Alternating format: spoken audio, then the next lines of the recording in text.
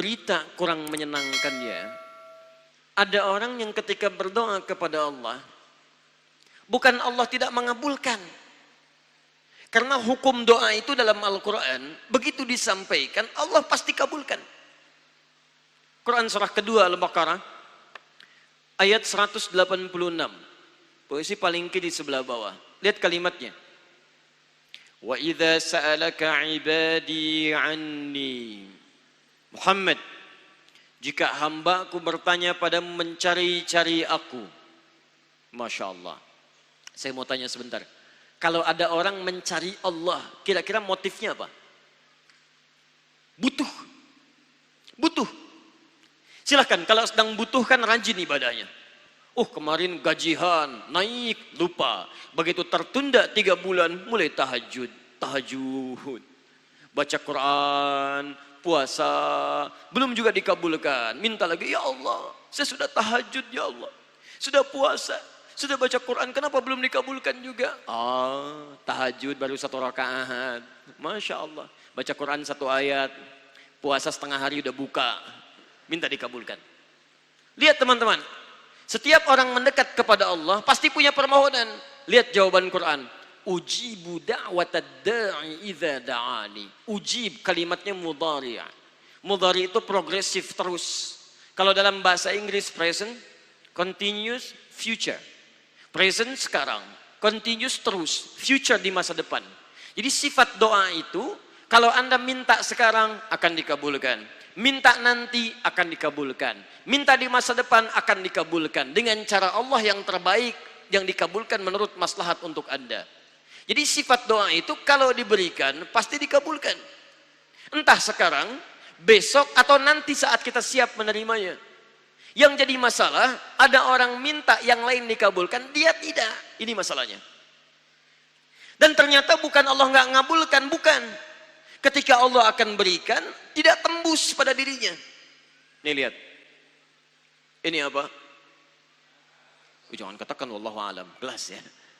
Baik. Di atasnya ada apa? Tutup. Saya buka tutupnya. Perhatikan baik-baik. Ini apa? Spidol. Kalau saya masukkan ke dalam gelas, bisa? Masuk? Masuk. Lihat baik-baik. Sekarang saya tutup dengan ini. Masih bisa masuk? Tidak. Perhatikan baik-baik. Sulit. Saya ganti kemudian, bisa dengan yang ini. Lebih halus. Saya tutup begini. Masih bisa masuk? Sulit. Mau dipaksa jadi masuk ke dalam, jadi kotor, tidak bisa diminum. Lihat baik-baik. Terkadang ketika Allah dengan sifat sayangnya ingin mengabulkan permohonan hambanya, bukan doa tidak dikabulkan, tapi permohonan ini tidak sampai pada dirinya karena ada sekat yang menutup. Itulah dosa. Itulah maksiat. Semakin pekat dosanya, semakin kuat penghalangnya, maka semakin sulit kemudian Allah memberikan rahmat yang turun pada dirinya. Maka banyak hadis menyampaikan kepada kita, lihat baik-baik. Saya sampaikan satu hadis dari Nabi SAW. Thumma dzakara rajula. Lalu Nabi mengisahkan tentang seorang lelaki. Yutilus safara, yang menempuh perjalanan yang jauh. Orang yang menempuh perjalanan jauh, maka doanya cepat dikabulkan oleh Allah Subhanahu wa Ta'ala. Teman-teman yang ikut dari Bandar Lampung, ada yang tadi jaraknya 150 km Telang Bawang dari sini. Lihat, begitu di jalan, mohon kepada Allah, minta. Ya, safar yang baik itu cepat mengabulkan doa. Orang ini safar. Yamuddu yadaihi ilas sama, dia mengangkat tangannya ke langit begini. Orang yang berdoa mengangkat tangan itu lebih cepat dikabulkan daripada yang diam. Hadisnya banyak. Di Abu Dawud nomor hadis 1480 sampai 1490. Awas, innallaha hayyun karimun. Allah itu maha pemalu dan maha mulia, dan akan merasa malu kalau meninggalkan hamba yang mengangkat tangan, menurunkan tangannya dalam keadaan hampa. Maksudnya orang yang mengangkat tangan akan lebih cepat dikabulkan doanya dibandingkan yang diam. 3. Fayaqulu ya Rabb, ya Rabb. Maka dia berkata, ya Rabb, ya Rabb. Memohon dengan al-asma'ul husna. Sifat rububiyah Allah yang kalau dimintakan dikabulkan. Ya Rabb, ya Rabb. Quran surah ke-17 ayat 110 sampai 111, paling kanan di pertengahan. Lihat baik-baik. Allah menjamin dalam Al-Quran, seseorang yang memohon kepada Allah dengan kalimat-kalimat al-asma'ul husna akan lebih cepat dikabulkan dibanding orang yang langsung memohon kepada Allah tanpa menyebut kalimat al-asma'ul husna. Qulid'ullaha awid'ur rahman ayyamma tada'u falahul asma'ul husna. Kalau Anda punya masalah, sebut nama Allah, bukan mengeluh, atau sebut namanya ya Rahman. Tapi kalau Anda mampu, cari nama-nama Allah yang terbaik sesuai dengan persoalan yang sedang kita hadapi. Namanya Al-Asma'ul Husna. Jadi Asma'ul Husna itu bukan dihafal. Ya Allah, Ya Rahman, Ya Rahim, Ya Malik, Ya Qudus. Boleh dihafalkan. Tapi hafalan ini maksudnya membantu kita untuk bisa memilihnya saat kita membutuhkannya. Misal, Anda sedang punya masalah kesulitan. Mau berdoa, sebut namanya yang sesuai dengan kesulitan Anda. Ya Al-Fattah. Masalahnya rezeki, sebut ya Allah ya Razzaq. Di pekerjaan ada yang ganggu Anda, sebut ya Allah ya Jabbar. Anda punya masalah, ya Allah ya Sabar. Nggak harus disebutkan semuanya. Ya Allah ya Rahman ya Rahim ya Malik ya Qudus ya. Semua disebutkan. Masya Allah. Akhirnya yang tidak diminta pun diberikan. Anda nggak sedang punya masalah, ya Sabar ya Sabar. Sabar itu adalah permohonan kepada Allah supaya diberikan kesabaran saat punya masalah. Anda nggak sedang punya masalah, minta diberikan kesabaran. Itu artinya sama dengan minta masalah. Hati-hati. Banyak kalimat-kalimatnya, pilih. Kitab Al-Aqaid Al-Islamiyah, karangan Syekh Sayyid Sabiq, halaman 24-59, posisi paling kanan di pertengahan. Dikisahkan seorang lelaki bermohon kepada Allah setelah dia selesai menunaikan salat. Lihat kalimatnya. Allahumma innaka antal ahadus samad. Alladzi lam yalid wa lam yulad wa lam yakul lahu kufuwan ahad. Allahumma inni as'aluka an taghfira li. Dia sebutkan al-asmaul husna. Allahumma inni as'aluka innaka antal ahad, ahad, as-samad, al-asmaul husna.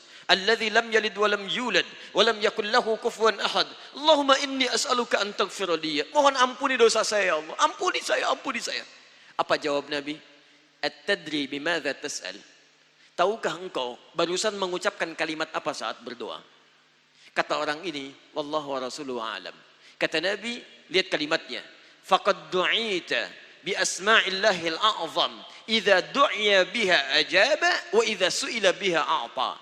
Kamu baru saja berdoa memohon kepada Allah dengan nama-nama Allah yang paling agung, al-asma'ul husna. Yang kalau dimulai doa dengan menyebutkan itu, doa akan dikabulkan, permintaan akan diberikan. Tapi ini aneh. Lihat baik-baik. Orang tadi melakukan 3 hal. Perjalanan panjang.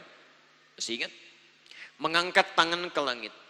Membuka dengan al-asma'ul husna. 3-tiganya dikerjakan. Seharusnya doa dia 6 kali lebih cepat dikabulkan oleh Allah dibandingkan doa orang biasa. Tapi apa kata Nabi? Lihat baik-baik. Anna yustajabu lidzalik. Anna yustajabu lidzalik. Mustahil doanya bisa dijawab. Mustahil doanya bisa dijawab. Sifat doa dimohonkan, dikabulkan. Tapi yang ini kata Nabi, anna yustajabu lidzalik. Mustahil doanya bisa dijawab. Kenapa? Enggak tembus. Famat'amu haramun, karena makanannya haram. Ketika Anda memakan yang haram, maka makanan jadi sekat dalam diri Anda, menjadi penghalang doa itu sampai kepada diri Anda. Tuh. Mashrabu haramun, minumannya haram, lebih tebal lagi. Malbasu haramun, pakaiannya haram, lebih tebal lagi. Sulit. Wa ghudhiya biharamin, dan perangkat hidupnya haram, lebih sulit lagi. Enggak tembus-tembus.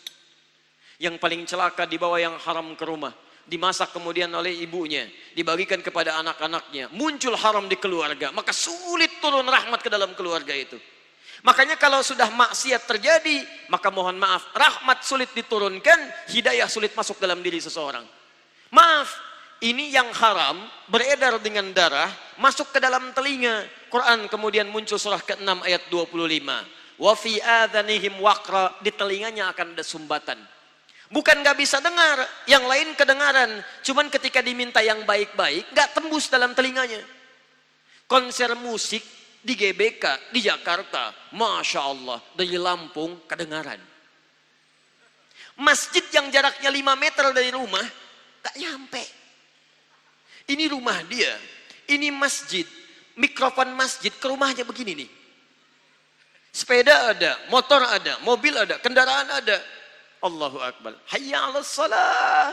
Gak dengar. Qomat, gak dengar. Konser musik yang jaraknya cukup jauh, Masya Allah. Sebelum artisnya datang, tiketnya udah habis. Masjid kurang apa lagi. Soundnya jelas, panggilannya bagus. Ustadznya datang sendiri, nerangkan sendiri, nulis sendiri, kadang-kadang ngapus sendiri, live juga. Kemudian ada snacknya, aquanya ada, semua kelengkapannya ada.